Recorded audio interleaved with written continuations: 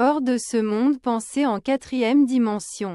Par Neville Goddard, lu par Adam Hanin, publié à l'origine en 1949 par Goddard Publications à titre de clause de non-responsabilité. Les points de vue et opinions exprimés dans ce livre appartiennent à l'auteur et peuvent ne pas toujours refléter ceux de la Master Key Society ou ses filiales. Cet enregistrement est une production de Master Key Society à des fins de recherche, d'études et de discussion. Chapitre 1. Hors de ce monde et maintenant. Je vous l'ai dit avant que cela n'arrive. Afin que, quand cela arrivera, vous croyez. Guillemets double. Jean. Chapitre 14. Verset 29. De nombreuses personnes, moi y compris, ont observé les événements avant qu'ils ne se produisent. C'est-à-dire avant qu'ils ne se produisent dans ce monde à 3 dimensions. Puisque l'homme peut observer un événement avant qu'il ne se produise dans les 3 dimensions de l'espace. La vie sur Terre doit se dérouler selon un plan. Et ce plan doit exister ailleurs dans un autre dimension et se déplacer lentement dans notre espace. Si les événements qui se produisent n'étaient pas dans ce monde, lorsqu'ils ont été observés, alors, pour être parfaitement logique, ils doivent avoir été hors de ce monde. Et quoi qu'il y ait à voir avant qu'ils ne se produisent ici, doit être prédéterminé, du point de vue de l'homme éveillé dans un monde tridimensionnel. Ainsi, la question se pose. Sommes-nous capables de modifier notre avenir?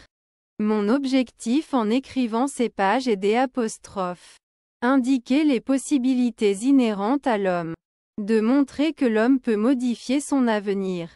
Mais, ainsi, modifié, il forme à nouveau une séquence déterministe à partir du point d'interférence, un avenir qui sera cohérent avec l'altération.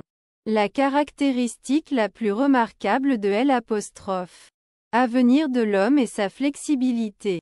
Elle est déterminée par ses attitudes plutôt que par ses actes. La pierre angulaire sur laquelle toute chose repose est la conception que l'homme a de lui-même. Il agit comme il le fait et vit les expériences qu'il fait. Parce que sa conception de lui-même est ce qu'elle est. Et pour aucune autre raison. S'il avait une conception différente de lui-même, il agirait différemment. Un changement de conception de soi modifie automatiquement son avenir. Et un changement dans n'importe quel terme de sa future série d'expériences modifie réciproquement sa conception de soi. Les hypothèses de l'homme qu'il considère comme insignifiantes produisent des effets considérables. Par conséquent, l'homme devrait réviser son estimation d'une hypothèse et reconnaître son pouvoir créateur. Tous les changements ont lieu dans la conscience. L'avenir, bien que préparé dans les moindres détails à l'avance, a plusieurs résultats. À chaque instant de notre vie, nous avons devant nous le choix lequel. Parmi plusieurs futurs nous choisirons. Il existe 2 visions réelles du monde que possède chacun. Une vision naturelle et une vision spirituelle. Les anciens enseignants appelaient l'un, l'esprit charnel, et l'autre, l'esprit du Christ. Nous pouvons les différencier entre une conscience éveillée ordinaire, gouvernée par nos sens, et une imagination contrôlée, gouvernée par le désir. Nous reconnaissons ces 2 centres de pensée distincts dans la déclaration. L'homme naturel ne reçoit pas les choses de l'Esprit de Dieu car elles sont une folie pour lui. Il ne peut pas non plus les connaître car elles sont spirituellement discernées. La vision naturelle confine la réalité au moment appelé maintenant. Selon la vision naturelle, le passé et le futur sont purement imaginaires. La vision spirituelle, quant à elle, voit le contenu du temps. Il considère les événements comme distincts et séparés comme des objets dans l'espace. Le passé et le futur constituent un tout présent pour la vision spirituelle.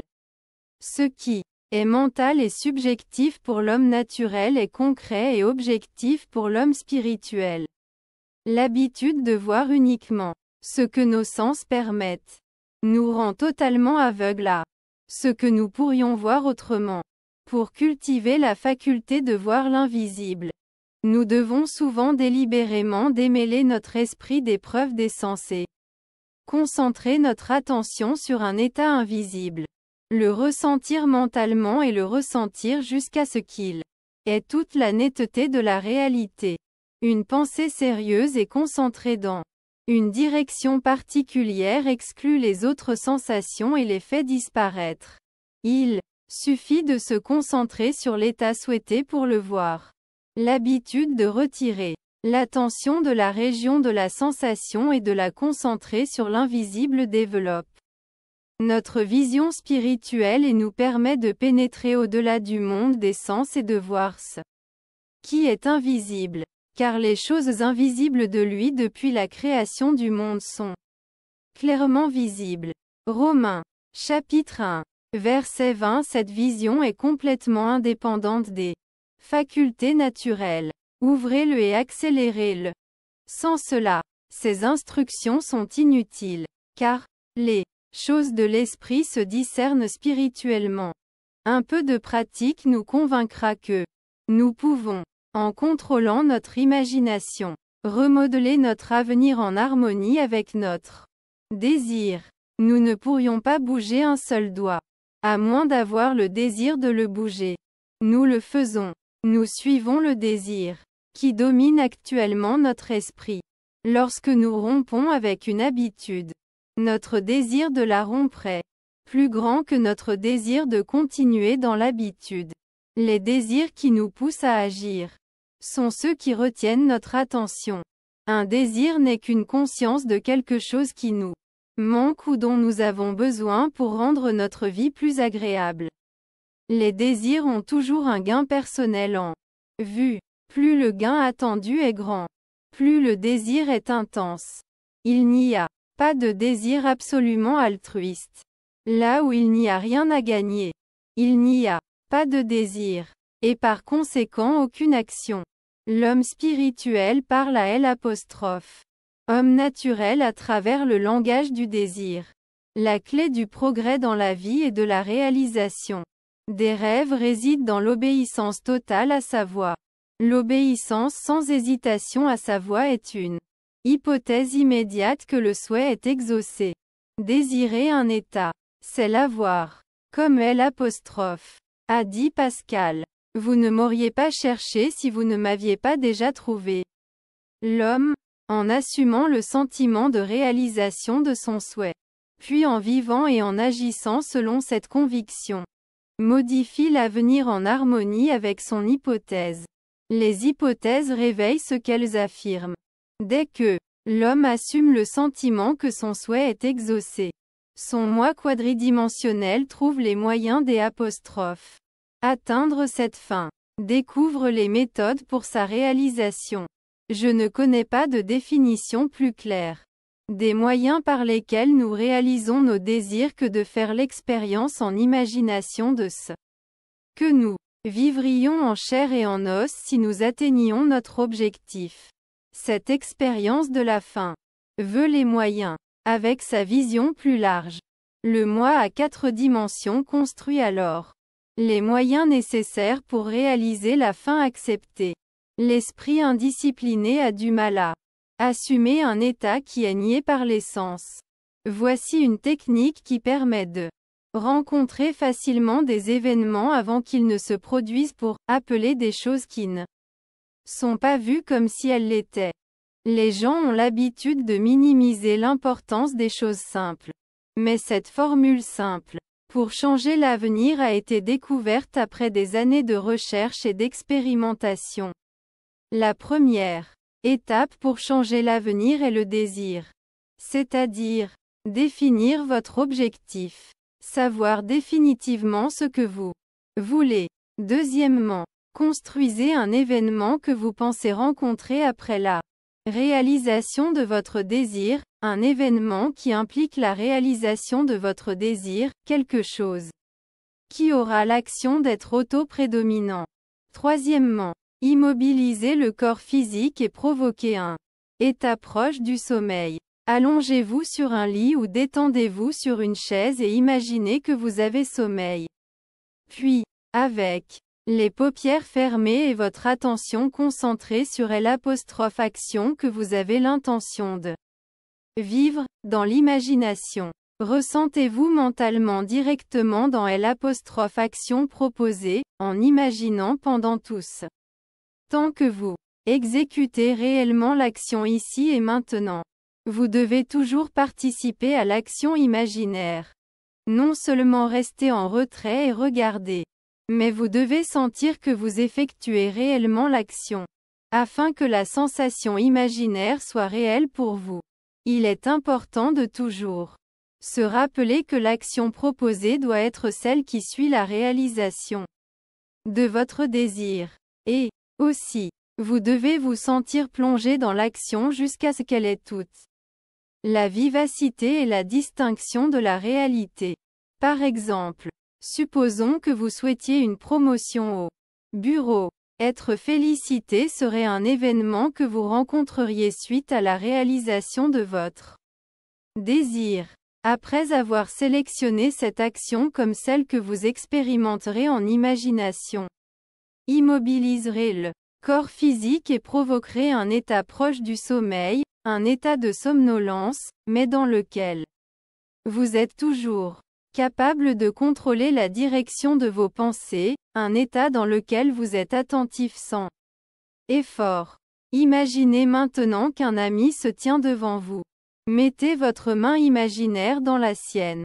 Sentez-le d'abord solide et réel, puis engagez avec lui une conversation imaginaire en harmonie avec l'action. Ne vous visualisez pas à distance dans l'espace et à distance dans le temps en étant félicité pour votre bonne fortune.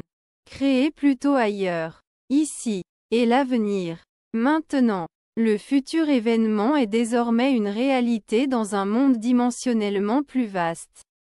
Et, curieusement, maintenant, dans un monde dimensionnellement plus grand. Cela équivaut à ici dans l'espace tridimensionnel ordinaire de la vie quotidienne. La différence entre se sentir en action, ici et maintenant, et se visualiser en action, comme si vous étiez sur un écran de cinéma, est la différence entre le succès et l'échec. La différence sera appréciée si vous vous visualisez maintenant en train de grimper sur une échelle. Ensuite, les paupières fermées. Imaginez qu'une échelle se trouve juste devant vous et sentez que vous êtes réellement en train de la gravir. Le désir, l'immobilité physique confinant au sommeil et l'action imaginaire dans laquelle le soi prédomine, ici et maintenant, ne sont pas seulement des facteurs importants pour modifier l'avenir, mais ils sont des conditions essentielles pour projeter consciemment le moi spirituel.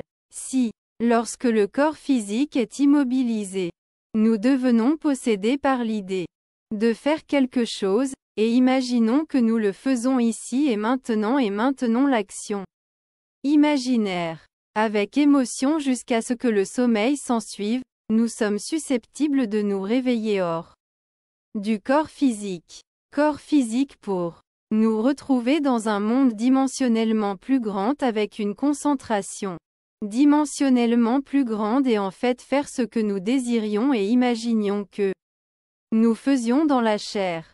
Mais que nous nous réveillions là-bas ou non. Nous réalisons en réalité l'action dans le monde de la 4e dimension. Et nous la reproduirons dans le futur. Ici, dans le monde de la 3e dimension. L'expérience m'a appris à restreindre action imaginaire. À condenser l'idée qui doit être objet de notre méditation en un seul acte et à la rejouer encore et encore jusqu'à ce qu'elle ait le sentiment de la réalité.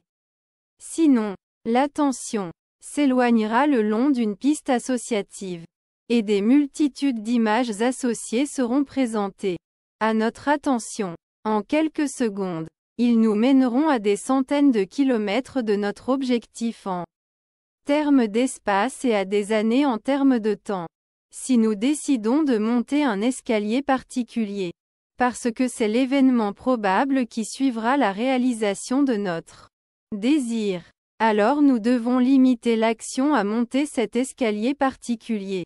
Si notre attention s'égare, nous devons la ramener à sa tâche de monter cet escalier et continuer à le faire jusqu'à ce que l'action imaginaire ait toute la solidité et la netteté de la réalité.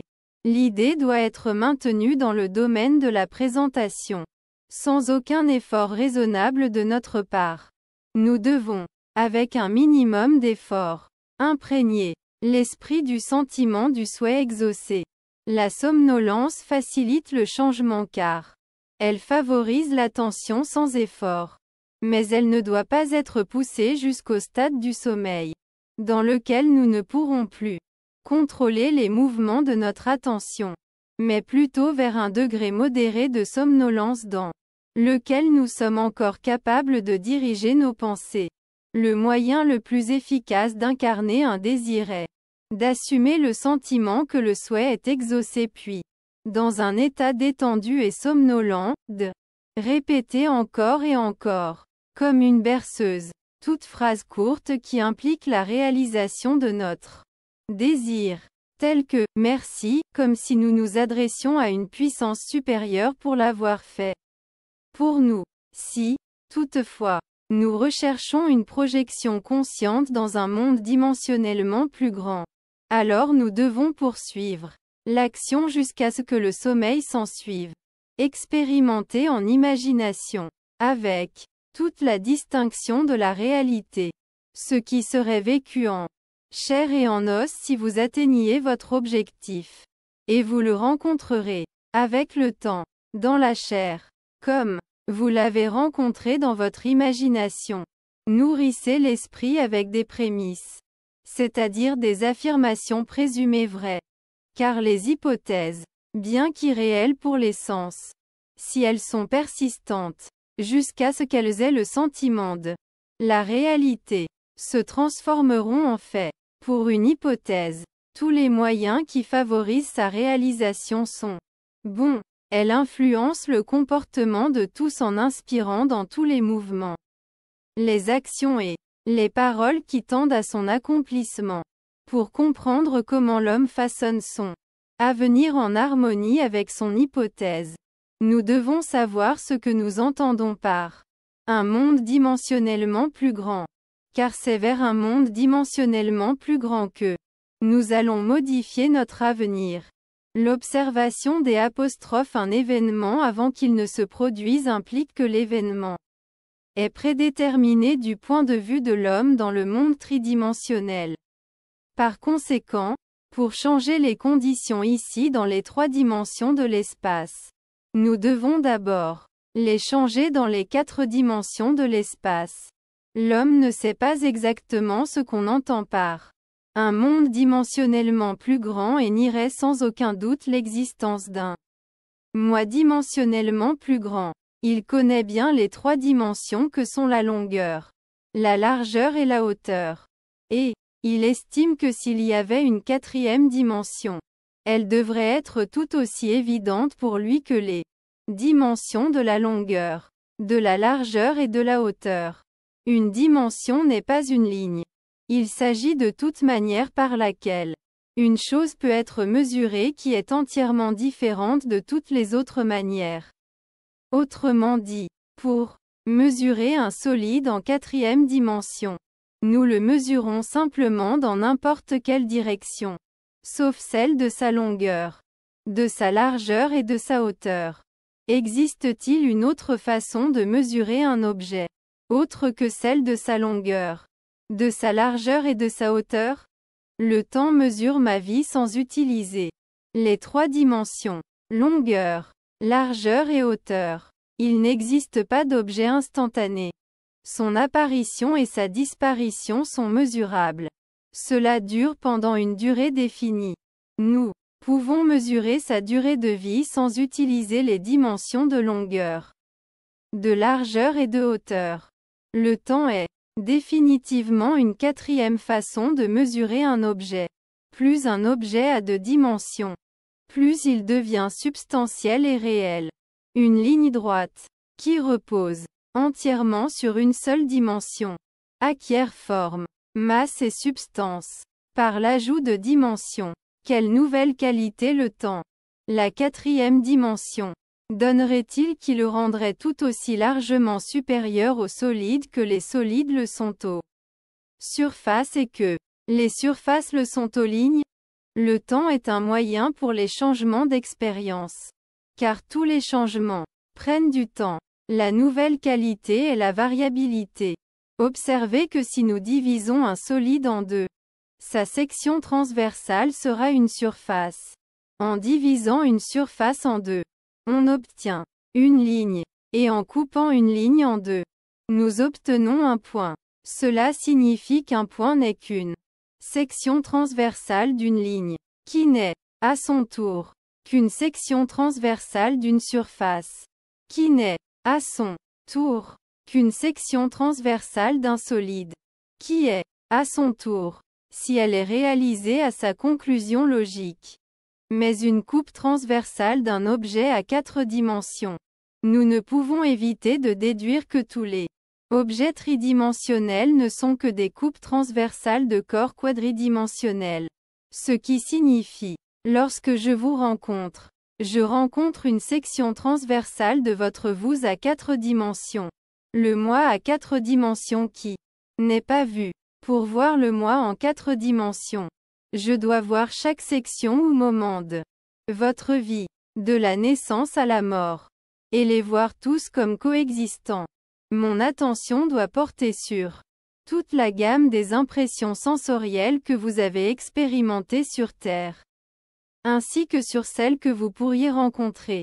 Je devrais les voir, non dans l'ordre dans lequel ils ont été vécus par vous, mais comme un tout présent, parce que le changement est la caractéristique de la 4e dimension. Je devrais les voir dans un état de flux comme un tout vivant et animé. Si nous avons tout cela clairement fixé dans nos esprits, qu'est-ce que cela signifie pour nous dans ce monde tridimensionnel? Cela signifie que, si nous pouvons avancer dans le temps, nous pouvons voir l'avenir et le modifier à notre guise. Ce monde, que nous pensons si solidement réel, est une ombre à partir de laquelle et au-delà de laquelle nous pouvons à tout moment passer. C'est une abstraction d'un monde plus fondamental et dimensionnellement plus grand, un monde plus fondamental abstrait d'un monde encore plus fondamental et dimensionnellement plus grand et ainsi de suite jusqu'à l'infini. L'absolu est inaccessible par quelque moyen ou analyse que ce soit, quel que soit le nombre de dimensions que nous ajoutons au monde. L'homme peut prouver l'existence des apostrophes. Un monde dimensionnellement plus grand simplement en concentrant son attention sur un état invisible et en imaginant qu'il le voit et le ressent. S'il reste concentré dans cet état, son environnement actuel disparaîtra et il s'éveillera dans un monde dimensionnellement plus grand, où l'objet de sa contemplation sera considéré comme une réalité objective concrète. Intuitivement, j'ai le sentiment que s'il faisait abstraction de ses pensées de ce monde dimensionnellement plus vaste, et se retirait encore plus loin dans son esprit, il provoquerait à nouveau une extériorisation du temps. Il découvrirait que chaque fois qu'il se retire dans son esprit intérieur et provoque une extériorisation du temps, l'espace devient dimensionnellement plus grand. Et il conclurait donc que le temps et l'espace sont tous deux sériels et que le drame de la vie n'est que l'escalade d'un bloc temporel dimensionnel innombrable. Les scientifiques expliqueront un jour pourquoi il existe un univers en série. Mais dans la pratique, la manière dont nous utilisons cet univers en série pour changer l'avenir est plus importante. Pour changer est l'apostrophe à venir. Il suffit de nous préoccuper de deux mondes dans la série infinie. Le monde que nous connaissons grâce à nos organes corporels et le monde que nous percevons indépendamment de nos organes corporels. Chapitre 2. Les hypothèses deviennent des faits. Les hommes croient à la réalité du monde extérieur. Parce qu'ils ne savent pas comment concentrer et condenser leur pouvoir pour pénétrer sa fine croûte. Ce livre n'a qu'un seul objectif. Lever le voile des sens. Voyager dans un autre monde. Pour lever le voile des sens, nous ne faisons pas de grands efforts. Le monde objectif disparaît en détournant notre attention de lui. Nous devons seulement nous concentrer sur l'état souhaité pour le voir mentalement. Mais pour lui donner une réalité afin qu'il devienne un fait objectif, nous devons concentrer notre attention sur L'. État invisible jusqu'à ce qu'il ait le sentiment de la réalité. Lorsque, grâce à une attention concentrée, notre désir semble posséder la distinction et le sentiment de la réalité, nous lui avons donné le droit de devenir un fait concret visible. S'il est difficile de contrôler la direction de votre attention dans un état proche du sommeil, vous trouverez peut-être très utile de regarder fixement un objet. Ne regardez pas sa surface mais dans et au-delà de tout objet ordinaire tel qu'un mur, un tapis ou tout autre objet possédant de la profondeur. Disposez-le pour qu'il renvoie le moins de réflexion possible. Imaginez alors que dans cette profondeur vous voyez et entendez ce que vous voulez voir et entendre jusqu'à ce que votre attention soit exclusivement occupée par l'état imaginé. À la fin de votre méditation, lorsque vous vous réveillez de votre rêve éveillé contrôlé, vous avez l'impression de revenir de très loin. Le monde visible que vous aviez exclu revient à la conscience et, par sa simple présence, vous informe que vous vous êtes trompé en croyant que l'objet de votre contemplation était réel. Mais, si vous savez que la conscience est la seule et unique réalité, vous resterez fidèle à votre vision. Et par cette attitude mentale soutenue, confirmerez votre don de réalité. Et prouverez que vous avez le pouvoir de donner réalité à vos désirs, afin qu'ils puissent devenir des faits concrets visibles. Définissez votre idéal et concentrez votre attention sur l'idée de vous identifier avec votre idéal. Assumez le sentiment de l'être, le sentiment qui serait le vôtre si vous étiez déjà l'incarnation de votre idéal. Alors vivez et agissez selon cette conviction. Cette hypothèse, bien que niée par les sens, si elle persiste, deviendra un fait. Vous saurez quand vous avez réussi à fixer l'état souhaité dans la conscience en regardant simplement mentalement les personnes que vous connaissez. Dans les dialogues avec vous-même, vous êtes moins inhibé et plus sincère que dans les conversations réelles avec les autres. C'est pourquoi l'opportunité de l'auto-analyse se présente lorsque vous êtes surpris par vos conversations mentales avec les autres. Si vous les voyez telles que vous les voyiez auparavant, vous n'avez pas changé votre conception de vous-même. Car tous les changements de conception de vous-même entraînent une relation modifiée avec votre monde. Dans votre méditation, permettez aux autres de vous voir comme ils vous verraient si ce nouveau concept de soi était un fait concret. Vous semblez toujours au autre une incarnation de l'idéal que vous inspirez. Par conséquent, pendant la méditation, lorsque vous contemplez les autres, vous devez être vu mentalement par eux comme vous seriez vu physiquement par eux si votre conception de vous-même était un fait objectif. C'est-à-dire qu'en méditation, vous imaginez qu'ils vous voient exprimer ce que vous désirez être. Si vous supposez que vous êtes ce que vous voulez être, votre désir est exaucé et, dans l'accomplissement, tout désir est neutralisé. Vous ne pouvez pas continuer à désirer ce que vous avez déjà réalisé.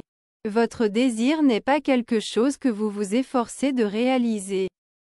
Il s'agit de reconnaître quelque chose que vous possédez déjà. C'est assumer le sentiment des apostrophes. Être ce que vous désirez être. Croire et être ne font qu'un. Le concepteur et sa conception ne font qu'un. Donc ce que vous vous concevez être ne peut jamais être aussi loin qu'être proche. Car la proximité implique la séparation. Si tu peux croire Tout est possible à celui qui croit. L'être est la substance des choses espérées. La preuve des choses non encore vues. Si vous supposez que vous êtes ce que vous voulez être, alors vous verrez les autres tels qu'ils sont liés à votre hypothèse. Si, cependant, c'est le bien des autres que vous désirez, alors, dans la méditation, vous devez vous les représenter comme étant déjà ce que vous désirez qu'ils soient. C'est par le désir que vous vous élevez au-dessus de votre sphère actuelle et que le chemin du désir à l'épanouissement se raccourcit à mesure que vous expérimentez en imagination ce que vous éprouveriez dans la chair si vous étiez déjà l'incarnation de l'idéal que vous désirez être. J'ai dit que l'homme a à chaque instant le choix devant lui lequel, parmi plusieurs futurs, il rencontrera. Mais la question se pose. Comment cela est-il possible alors que les expériences de l'homme, éveillé dans le monde tridimensionnel, sont prédéterminées, comme l'implique son observation d'un événement avant qu'il ne se produise? Cette capacité à changer l'avenir sera visible si nous comparons les expériences de la vie sur Terre à cette page imprimée. L'homme vit les événements sur Terre individuellement et successivement de la même manière que vous vivez maintenant les mots de cette page. Imaginez que chaque mot de cette page représente une seule impression sensorielle.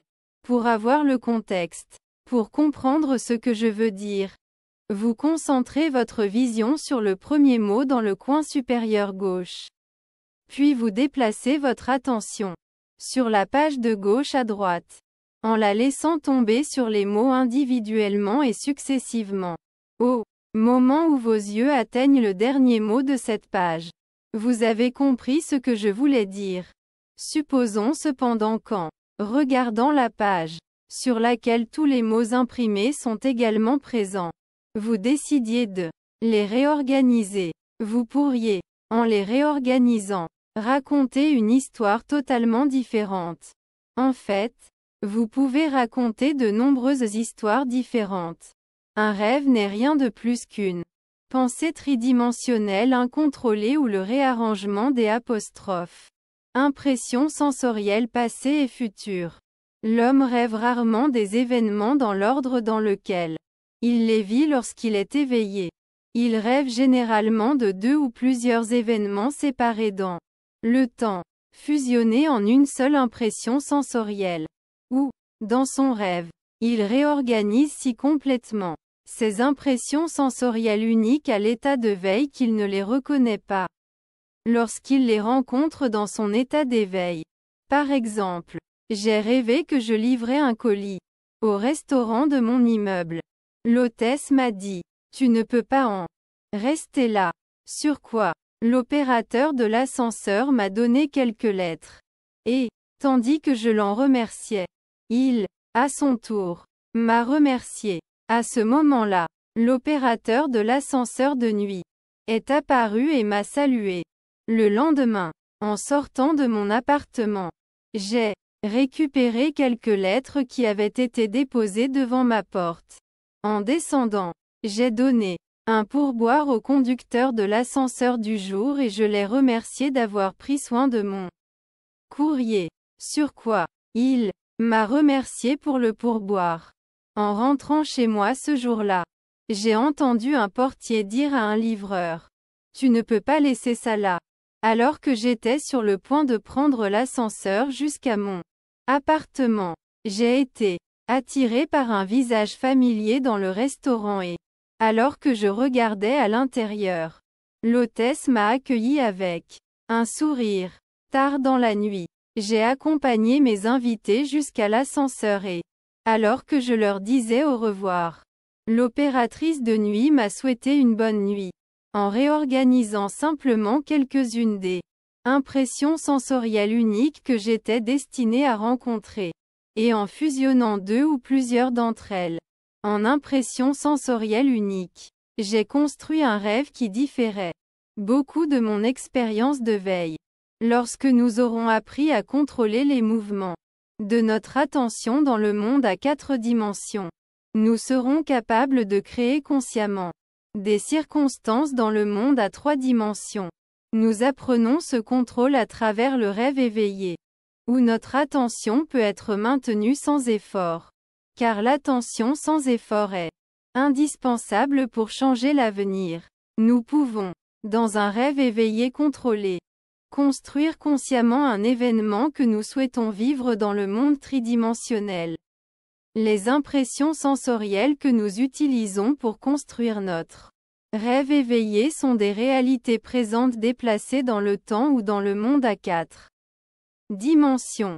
Tout ce que nous faisons dans la construction du rêve éveillé est de sélectionner parmi le vaste éventail d'impressions sensorielles, celles qui, lorsqu'elles sont correctement disposées, impliquent que nous avons réalisé notre désir. Une fois le rêve clairement défini, nous nous détendons sur une chaise et induisons un état de conscience proche du sommeil, un état qui, bien que proche du sommeil, nous laisse dans le contrôle conscient des mouvements de notre attention. Lorsque nous avons atteint cet état, nous expérimentons en imagination ce que nous vivrions en réalité si ce rêve éveillé était un fait objectif. En appliquant cette technique pour changer l'avenir, il est important de toujours se rappeler que la seule chose qui occupe l'esprit pendant le rêve éveillé est le rêve éveillé. L'action prédéterminée, qui implique la réalisation de notre désir. La manière dont le rêve éveillé devient une réalité physique ne nous concerne pas. Notre acceptation du rêve éveillé en tant que réalité physique nous donne les moyens de sa réalisation. Permettez-moi de poser à nouveau les bases d'un changement pour l'avenir, qui n'est rien de plus qu'un rêve éveillé contrôlé. 1. Définissez votre objectif. Sachez clairement ce que vous voulez. 2. Construisez un événement que vous pensez rencontrer après la réalisation de votre désir, quelque chose qui aura l'action d'auto-prédominant, un événement qui implique la réalisation de votre désir. 3. Immobiliser le corps physique et induire un état de conscience proche du sommeil. Ensuite, sentez-vous mentalement directement dans l'action proposée, en imaginant pendant tout ce temps que vous effectuez réellement l'action ici et maintenant afin que vous expérimentiez en imagination ce que vous éprouveriez dans la chair si vous atteigniez maintenant votre objectif. L'expérience m'a convaincu que c'est le moyen idéal pour atteindre mon objectif. Cependant, mes nombreux échecs me convaincraient si je laissais entendre que je maîtrise complètement les mouvements de mon attention. Je peux, cependant dire, à l'instar de l'ancien enseignant, cette seule chose que je fais, oubliant les choses qui sont en arrière, et tendant la main vers celles qui sont en avant, je me précipite vers la cible pour le prix. Chapitre 3. Pouvoir de l'imagination, vous connaîtrez la vérité. Et la vérité vous rendra libre. Jean. Chapitre 8. Verset 32. Les hommes prétendent qu'un véritable jugement doit être conforme à la réalité extérieure à laquelle ils se rapportent. Cela signifie que si, en prison, je me suggère que je suis libre et que je parviens à croire que je suis libre. Il est vrai que je crois en ma liberté. Mais il ne s'ensuit pas que je sois libre car je peux être victime d'une illusion. Mais, à cause de mes propres expériences, j'en suis venu à croire en tellement de choses étranges que je ne vois aucune raison de douter de la vérité de choses qui dépassent mon expérience.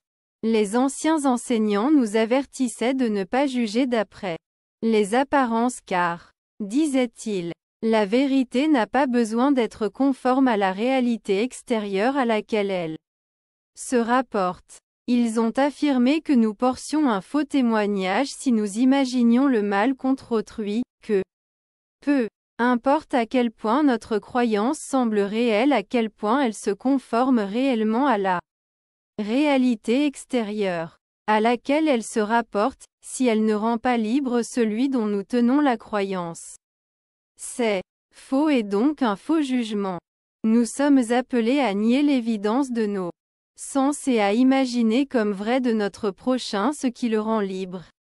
Vous connaîtrez la vérité, et la vérité vous rendra libre. Pour connaître la vérité sur notre prochain, nous devons supposer qu'il est déjà ce qu'il désire être. Toute conception que nous avons d'un autre qui est en deçà de son désir exaucé ne le rendra pas libre et ne peut donc pas être la vérité. Au lieu d'apprendre mon métier dans des écoles où la participation à des cours et à des séminaires est considérée comme un substitut aux connaissances auto-acquises, ma scolarité a été consacrée presque exclusivement au pouvoir de l'imagination.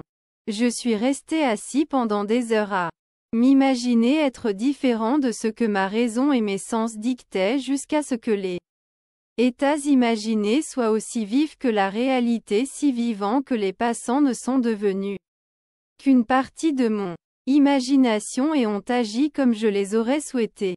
Par le pouvoir de l'imagination, mon fantasme dirigeait leur et leur dictait leur comportement et le discours qu'ils tenaient ensemble pendant que j'étais identifié à mon état imaginé. L'imagination de l'homme est l'homme lui-même. Et le monde tel que l'imagination le voit est le monde réel. Mais il est de notre devoir d'imaginer tout ce qui est beau et digne de mention. Le Seigneur ne voit pas comme l'homme voit. Car l'homme regarde à l'apparence extérieure. Mais le Seigneur regarde le cœur. Comme un homme pense dans son cœur. Tel est-il. En méditation, lorsque le cerveau devient lumineux, je trouve mon imagination dotée du pouvoir magnétique pour attirer vers moi tout ce que je désire. Le désir est le pouvoir que l'imagination utilise pour façonner ma vie alors que je la façonne en moi-même. Je désire d'abord voir une certaine personne ou une certaine scène. Puis j'ai l'impression de voir ce que je veux voir. Et l'apostrophe état imaginé devient objectivement réel. Je désire entendre. Puis j'écoute comme si j'entendais. Et la voix imaginée dit ce que je dicte comme si elle avait initié le message. Je pourrais vous donner de nombreux exemples pour prouver mes arguments. Pour prouver que ces états imaginés deviennent effectivement des réalités physiques. Mais je sais que mes exemples éveilleront chez tous ceux qui n'ont pas rencontré de semblables ou qui ne sont pas enclins à mes arguments une incrédulité des plus naturelles. Néanmoins, l'expérience m'a convaincu de la véracité de cette affirmation. Il appelle les choses qui ne sont pas comme si elles étaient. Romains, chapitre 4, verset 17. Car j'ai, dans une méditation intense, appelé les choses qui n'étaient pas vues comme si elles l'étaient. Et l'invisible non seulement est devenu visible, mais est finalement devenu des réalités physiques. Par cette méthode, d'abord en désirant puis en imaginant que nous vivons ce que nous désirons expérimenter, nous pouvons façonner l'avenir en harmonie avec notre désir. Mais suivons le conseil du prophète. Et ne pensons qu'au beau et au bien. Car l'imagination nous attend aussi indifféremment. Et aussi rapidement lorsque notre nature est mauvaise que lorsqu'elle est bonne. De nous naissent le bien et le mal. J'ai mis aujourd'hui devant toi la vie et le bien, la mort et le mal. Deutéronome, chapitre 30. Verset 15. Le désir et l'imagination sont la baguette enchanteresse de la fable et ils attirent à eux leurs propres affinités. Ils éclatent mieux lorsque l'apostrophe esprit est dans un état proche du sommeil. J'ai écrit avec soin et détail la méthode que j'utilise pour entrer dans le monde dimensionnellement plus grand. Mais je vais donner une formule supplémentaire pour ouvrir la porte du monde plus vaste. Dans un rêve, dans une vision de la nuit, quand un profond sommeil s'abat sur les hommes, pendant qu'ils dorment sur le lit, alors il ouvre les oreilles des hommes et scelle leur instruction. Job, chapitre 33, versets 15 et 16. Dans le rêve, nous sommes généralement le serviteur de notre vision plutôt que son maître. Mais le fantasme interne du rêve peut être transformé en une réalité externe. Dans le rêve, comme dans la méditation, nous glissons de ce monde vers un monde dimensionnellement plus vaste. Et je sais que les formes du rêve ne sont pas des images plates en 2 dimensions, comme les psychologues modernes le croient. Ce sont des réalités substantielles d'un monde dimensionnellement plus vaste. Et je peux les saisir. J'ai découvert que, si je me surprends à rêver, je peux saisir n'importe quelle forme inanimée ou stationnaire du rêve. Une chaise, une table, un escalier, un arbre, et m'ordonner de me réveiller. Au commandement de me réveiller. Tout en m'accrochant fermement à l'objet du rêve. Je suis tiré par moi-même avec le sentiment distinct de me réveiller d'un rêve. Je m'éveille dans une autre sphère contenant l'objet de mon rêve. Pour découvrir que je ne suis plus le serviteur de ma vision mais son maître. Car je suis pleinement conscient et contrôle les mouvements de mon attention. C'est dans cet état de pleine conscience, lorsque nous contrôlons la direction de la pensée, que nous appelons les choses qui ne sont pas vues comme si elles l'étaient. Dans cet état, nous appelons les choses en souhaitant et en supposant que le sentiment de notre souhait s'est réalisé. Contrairement au monde à 3 dimensions où il y a un intervalle entre notre hypothèse et sa réalisation. Dans le monde dimensionnellement plus grand, il y a une réalisation immédiate de notre hypothèse. La réalité externe reflète instantanément notre hypothèse. Ici, il n'est pas nécessaire attendre 4 mois jusqu'à la récolte. Nous regardons à nouveau comme si nous avions vu. Et voilà, les champs sont déjà blancs à récolter. Dans ce monde dimensionnellement plus grand, vous n'aurez pas besoin de vous battre. Restez debout, restez immobile et voyez le salut du Seigneur avec vous. 2 Chroniques, chapitre 20, verset 17. Et parce que ce monde plus vaste traverse lentement notre monde tridimensionnel, nous pouvons, par le pouvoir de l'imagination, façonner notre monde en harmonie avec notre désir. Regardez comme si vous aviez vu. Écoutez comme si vous entendiez. Étendez votre main imaginaire comme si vous la touchiez. Et vos hypothèses se transformeront en faits. Pour ceux qui croient qu'un jugement véritable doit être conforme à la réalité extérieure à laquelle il se rapporte, ce sera une folie et une pierre d'achoppement. Mais je prêche et pratique la fixation dans la conscience de ce que l'homme désire réaliser. L'expérience me convainc que les attitudes d'esprit fixe qui ne sont pas conformes à la réalité extérieure à laquelle elles se rapportent sont donc appelées imaginaires. Les choses qui ne sont pas réduiront néanmoins à néant les choses qui sont. Je ne souhaite pas écrire un livre de merveilles, mais plutôt ramener l'esprit de l'homme à la seule et unique réalité que les anciens enseignants adoraient comme Dieu. Tout ce qui était dit de Dieu était en réalité dit de la conscience de l'homme. Nous pouvons donc dire que, comme il est écrit, celui qui se glorifie, qu'il se glorifie dans sa propre conscience. Aucun homme n'a besoin d'aide pour le diriger dans l'application de cette loi de la conscience. Je suis, et est l'autodéfinition de l'absolu. La racine, de laquelle tout est né. Je suis la vigne. Quelle est votre réponse à L'? Éternelle question, qui suis-je? Votre réponse détermine le rôle que vous jouez dans le drame du monde. Concept de soi, n'a pas besoin de se conformer à la réalité extérieure à laquelle il se rapporte. Cette grande vérité est révélée dans la déclaration que les faibles disent « Je suis fort ». Joël, chapitre 3, verset 10. Revenez sur les bonnes résolutions dont sont encombrées de nombreuses années passées.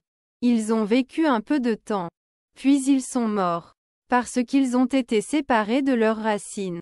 Supposons que vous êtes ce que vous voulez être. Expérimentez en imagination ce que vous éprouveriez dans la chair si Vous étiez déjà ce que vous voulez être. Restez fidèle à votre hypothèse. Afin de vous définir comme ce que vous avez assumé. Les choses n'ont pas de vie si elles sont séparées de leurs racines. Et notre conscience, notre je suis, est la racine de tout ce qui jaillit dans notre monde. Si vous ne croyez pas que je le suis, vous mourrez dans vos péchés. Jean, chapitre 8, verset 24. Autrement dit, si je ne crois pas que je suis déjà ce que je désire être, alors je reste tel que je suis et je meurs dans ma conception actuelle de moi. Il n'existe aucun pouvoir, en dehors de la conscience de l'homme, pour ressusciter et rendre vivant ce que l'homme désire expérimenter. Cet homme qui a l'habitude d'évoquer à volonté toutes les images qui lui plaisent, sera, grâce à la puissance de son imagination, maître de son destin. Je suis la résurrection et la vie. Celui qui croit en moi, même s'il était mort, vivra néanmoins. Jean, chapitre 11, verset 25, vous connaîtrez la vérité. Et la vérité vous affranchira. Chapitre 4.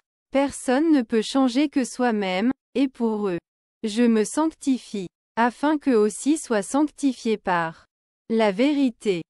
Jean, chapitre 17, verset 19. L'idéal que nous servons et que nous nous efforçons atteindre ne pourrait jamais découler nous si cela n'était pas potentiellement impliqué dans notre nature. C'est maintenant mon objectif de raconter et de souligner une de mes expériences imprimées par moi il y a 2 ans. Je crois que ces citations de The Search nous aideront à comprendre le fonctionnement de la loi de conscience et nous montrer que nous n'avons personne d'autre à changer que nous-mêmes. Une fois, pendant un intervalle d'inactivité en mer, j'ai médité sur l'état parfait et je me suis demandé ce que je serais si j'avais les yeux trop purs pour voir l'iniquité. Si j'avais les yeux trop purs pour voir l'iniquité. Pour moi, toute chose était pure et j'étais sans condamnation. Alors que je me perdais dans cette rumination enflammée, je me suis retrouvé élevé au-dessus de l'environnement sombre d'essence. Les sentiments étaient si intenses que je me sentais un être de feu habitant un corps dans l'air. Des voix comme celle d'un cœur céleste. Avec exaltation de ceux qui avaient été conquérants. Dans un conflit avec la mort. Était, en chantant il est ressuscité, il est ressuscité. Et, intuitivement, je savais qu'il parlait de moi. Ensuite, j'avais l'impression de marcher dans la nuit. Je suis bientôt tombé sur une scène qui aurait pu être l'ancienne piscine de Bethesda. Car à cet endroit, gisait une grande multitude de gens impuissants, aveugles, paralysés, desséchés, n'attendant pas le mouvement de L'. Oh comme le veut la tradition. Mais attendant moi, à mesure que je m'approchais, sans réflexion ni effort de ma part. Ils furent, l'un après l'autre, façonnés comme par le magicien du beau. Les yeux, les mains, les pieds, tous les membres manquants, étaient tirés d'un réservoir invisible et moulés en harmonie avec cette perfection que je sentais jaillir en moi. Quand tout fut rendu parfait, le cœur exulta. C'est fini. Puis la scène s'est dissoute et je me suis réveillé. Je sais que cette vision était le résultat de ma intense méditation sur l'idée de perfection. Car mes méditations amènent invariablement union avec l'état envisagé. J'avais été si complètement absorbé par cette idée, que pendant un certain temps j'étais devenu ce que je contemplais, et le but élevé avec lequel je m'étais identifié à ce moment-là attirait la compagnie de choses élevées et façonnait la vision en harmonie avec ma nature intérieure. L'idéal avec lequel nous sommes unis fonctionne par association d'idées pour éveiller 1000 humeurs pour créer un drame en accord avec l'idée centrale. Mes expériences mystiques m'ont convaincu qu'il n'y a aucun moyen d'atteindre la perfection extérieure que nous recherchons autrement que par la transformation de nous-mêmes. Dès que nous parviendrons à nous transformer, le monde fondra comme par magie sous nos yeux et se remodelera en harmonie avec ce qu'affirme notre transformation. Dans l'économie divine, rien n'est perdu. Nous ne pouvons rien perdre sinon par descente de la sphère où la chose a sa vie naturelle.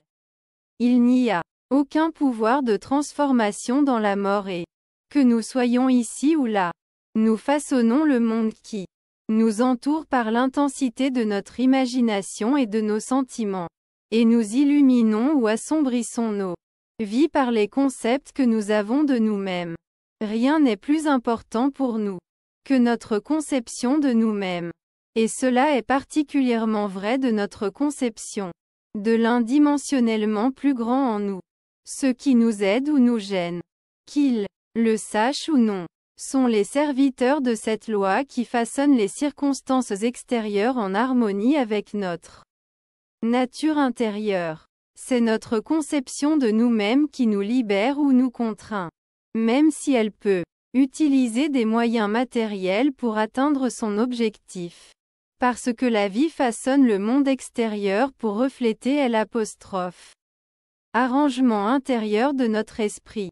Il n'y a aucun moyen d'atteindre la perfection extérieure que nous recherchons, autre que par la transformation de nous-mêmes. Aucune aide ne vient de l'extérieur. Les collines vers lesquelles nous levons les yeux sont celles d'une chaîne intérieure. C'est donc vers notre propre conscience que nous devons nous tourner comme vers la seule réalité, le seul fondement sur lequel tous les phénomènes peuvent être expliqués. Nous pouvons compter absolument sur la justice de cette loi pour nous donner seulement ce qui est de notre nature. Tenter de changer le monde avant de changer notre conception de nous-mêmes, c'est lutter contre la nature des choses. Il ne peut y avoir de changement extérieur tant qu'il n'y a pas d'abord un changement intérieur. Comme à l'intérieur, ainsi à l'extérieur.